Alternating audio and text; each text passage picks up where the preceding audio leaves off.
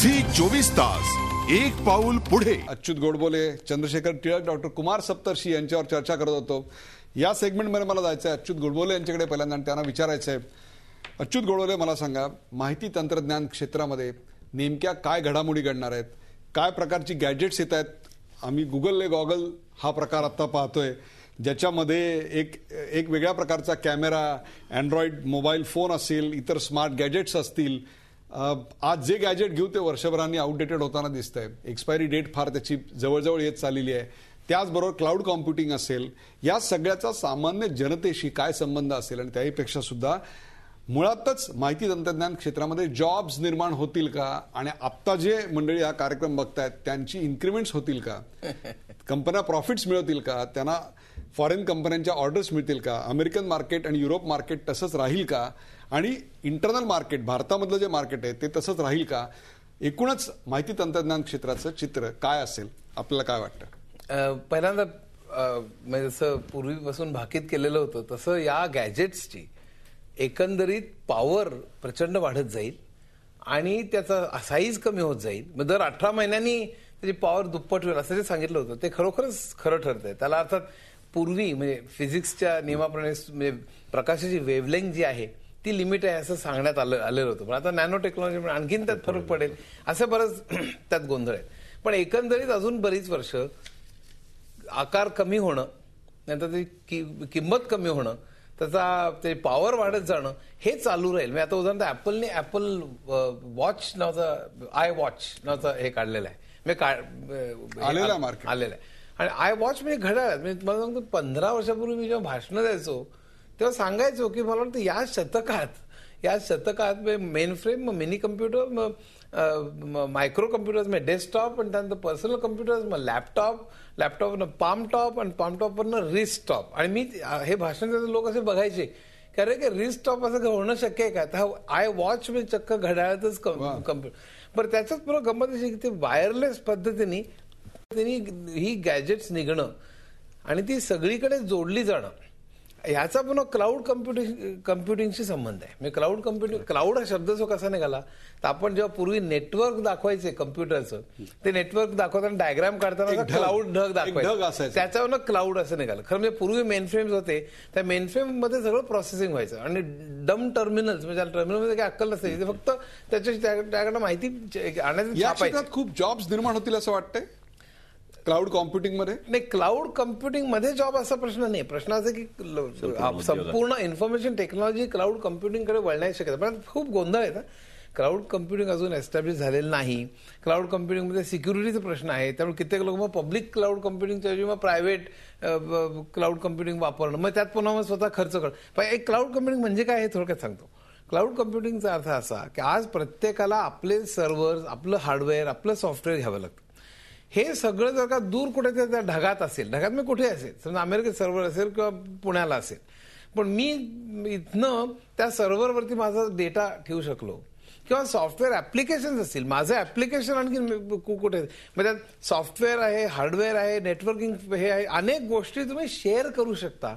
या शेअरेबल ऑब्जेक्ट्स ज्याला म्हणतो ते आपण अशा क्लाउडमध्ये कुठेतरी पसरलेले आहेत आणि तो कोणी ऍक्सेस करू शकतो.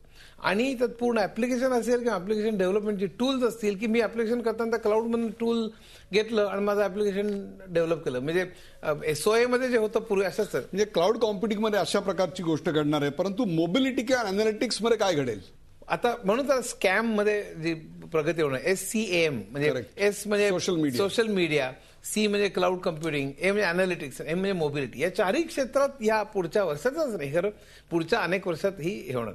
आता अॅनालिटिक्स म्हणजे काय की डेटा मायनिंग मध्ये जी अॅनालिटिक्स वापरली जाते, म्हणजे नॉर्मल डेटाबेसमध्ये की मला या वर्गात 5 फूट उंचीच्या पेक्षा जास्त उंचीची मुलं कुठली तर त्याची यादी द्या असं मी म्हणू शकतो. पण अॅनालिटिक्समध्ये आहेत ती माहिती गोळा करून त्यातनं तो कन्क्लुजन काढून तुमच्या समोर ठेवतो. एखादी बँक असं की आपल्याकडे गिरायक जे येतात त्यातले MBA झालेले 3 वर्षानंतर ज्यांच्याकडे गाडी आहे ते हाऊसिंग लोन जनरली घेतात.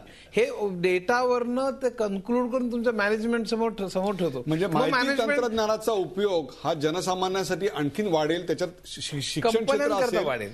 शिक्षण क्षेत्र असेल, त्यात आर्थिक क्षेत्र असेल, तसंच ई गव्हर्नन्स नाही, पण वाढू शकेल. हा डायरेक्टली फायदा नाही. हा कंपन्या फायदा या डेटाचा करतात की आता मला मार्केटिंग जी मुलं 3 MBA 2 वर्ष झाली त्यांची गाड्या आहेत त्यांना मग कॉल येतात, आम्ही हाऊसिंग लोन 2 देतो. मला एक तुम्ही सांगा, प्रेक्षक हे बघण्यात त्यांना ह्या 4 गोष्टी लक्षात आल्या. मला सांगा 2013 मध्ये 12च्या एंडला भारतातल्या 10 मोठ्या IT कंपन्या प्रॉफिट कमवतील का? प्रॉफिटचा दर कायम राखतील का? इन्क्रीमेंट्स मिळतील का? प्रमोशन्स होतील का? जॉब्स तसेच राहतील का?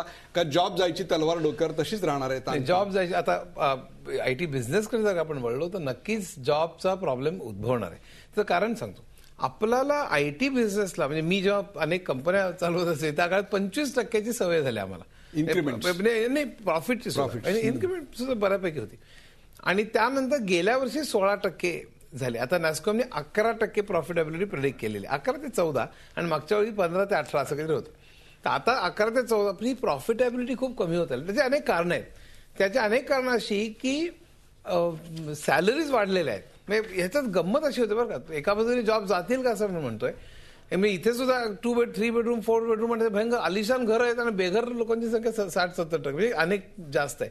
तसंच इथे सॅलरीज प्रचंड काही मोठभर लोकांच्या खूप वाढत जातील आणि म्हणून चांगले अनुभवी अतिशय कुशल अशी मंडळी मिळणं कठीण होतं. आणि त्या गटामध्ये सप्लाय डिमांडमुळे त्यांच्या सॅलरीज भरमसाठ वरती जातात. उदाहरण CEOच्या म्हणजे प्रचंड 4 कोटी 6 कोटी 8 10 कोटी त्याला काय अंत नाही.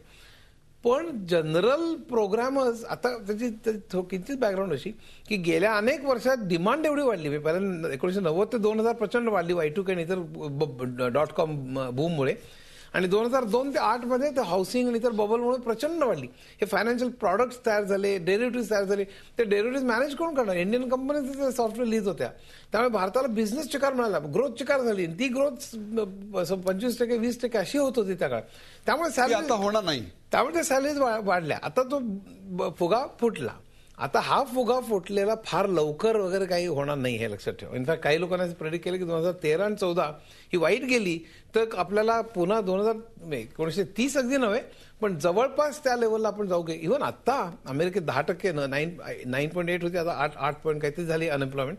अनऑफिशियल आकडे 15च्या वरती आहेत आणि हिस्पॅनिक्स आणि ब्लॅक्स मध्ये 25%. ग्रीस आणि स्पेन मध्ये 50% of the youth is tragedy which is coming. आणि भारतात सुद्धा प्रचंड प्रमाणात अंडर एम्प्लॉयमेंट आणि अनएम्प्लॉयमेंट. तर आता बेसिकली ही 13 आणि 14 कशी वर्ष जातात त्याच्यावर पुढचं अवलंबून आहे. पण त्यात इकॉनॉमिक्समध्ये मी शरद नाही, चंद्रशेखर आहेत. पण मुख्य काय की IT बिझनेससाठी या पुढची हे वर्ष टफ जाणार. काही फक्त जे त्यात घुसले आणि जे सिलेक्टेड असतील त्यांच्या काही सॅलरीज वरती येतील, बाकीच्यांना खूप त्रास होईल. कारण पूर्वी जो गाळ आपण केलेला आहे, कित्येक लोक घेतलेले, पूर्वीचा बूम जो आला होता त्यात खूप लोकांनी रिक्रूट केलेले, त्यांना चक्क काढावं लागेल. प्रेक्षक हो, तुम्ही ऐकताय अच्युत गुळवले ज्यांनी अनेक कंपन्यांचे CEO होते, प्रमुख होते, त्यांचे बाकीत.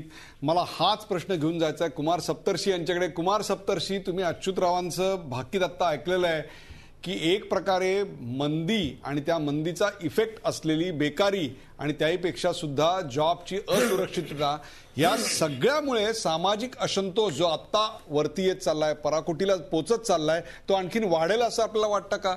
त्यात पुन्हा सोशल मीडियाची भर पडतेय. काय असेल मग चित्र याला जर बेकारीची साथ मिळाली तर? झी 24 तास एक पाऊल पुढे.